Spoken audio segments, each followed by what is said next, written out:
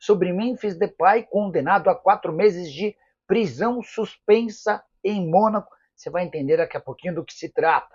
E fala também sobre o interesse do Corinthians em um ex-zagueiro do Santos.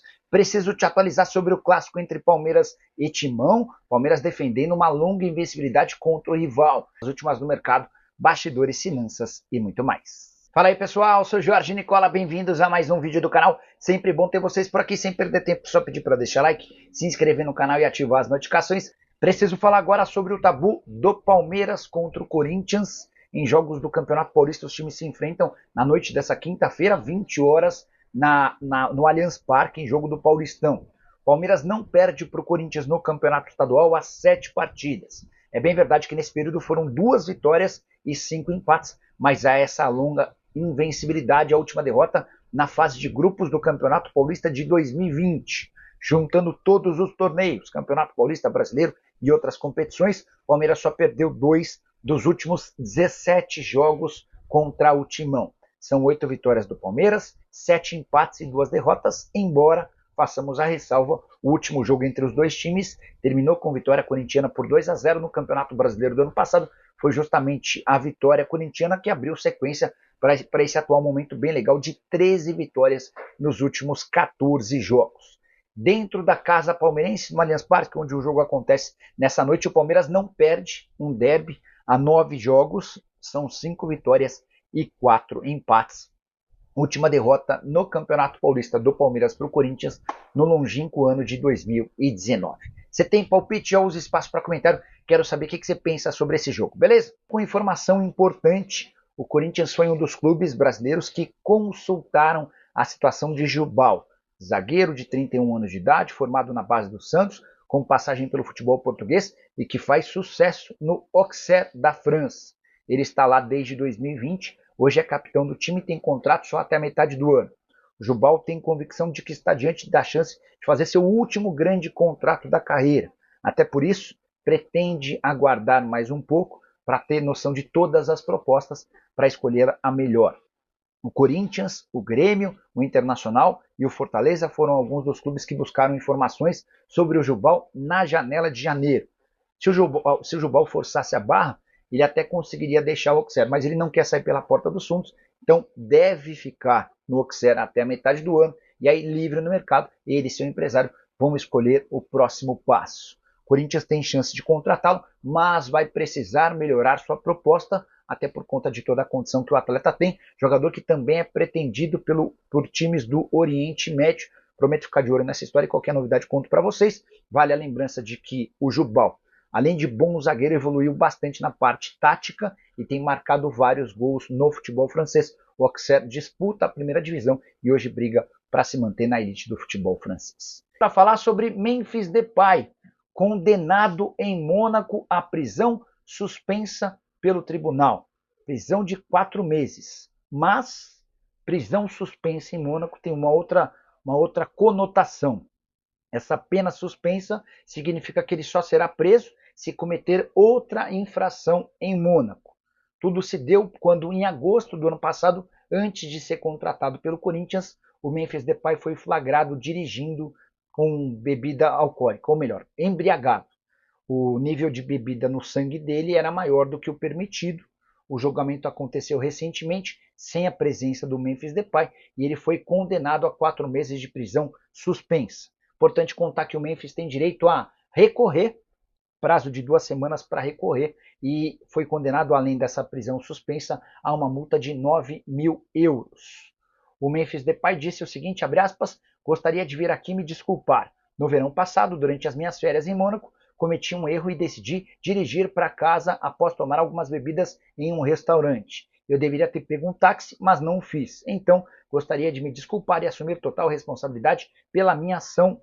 2024 foi um ano de lições e com certeza aprenderei com elas. Fecha aspas. Só para completar o noticiário do Corinthians, contar que Fabinho Soldado, diretor executivo de futebol do Timão, se reuniu nesta terça-feira com representantes do New York City, time que detém os direitos econômicos do Thales Magno, na pauta a negociação sobre o futuro do atacante de 22 anos de idade que está emprestado somente até metade do ano.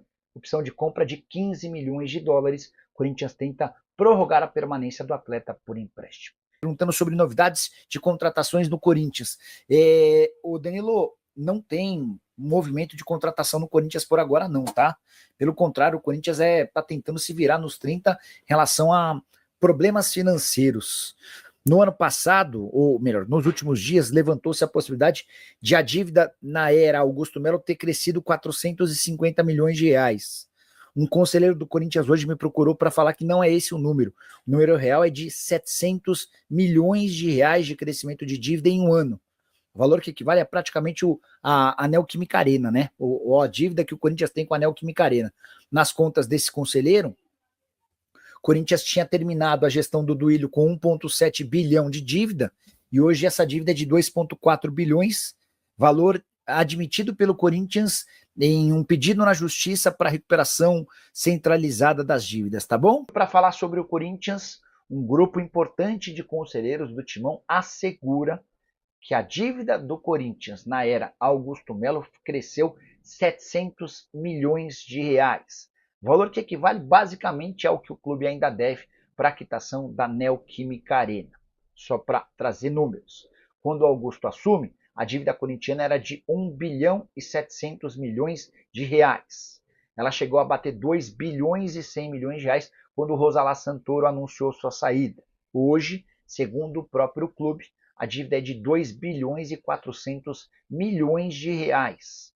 E esse número consta num pedido feito pelo Corinthians à Justiça para que suas dívidas sejam pagas em 10 anos por meio de um regime centralizado de execuções. Então, esses 2 bilhões e 400 são incontestáveis, o próprio Corinthians admite tamanha dívida. Só para completar, Augusto Melo que acertou em várias coisas, como por exemplo, nos contratos de televisão, de publicidade, contratos bem grandes. O Augusto também tem coisas bastante ruins, como presidente do clube, foi ele o responsável pelo um pagamento de uma multa de 20 milhões de reais à PixBet, pela quebra do contrato com um acordo com a VaideBet. Depois foi o Augusto quem liderou o movimento de perda do contrato da VaideBet, que pagaria 360 milhões de reais, tudo por conta de uma série de suspeitas que viraram caso de polícia.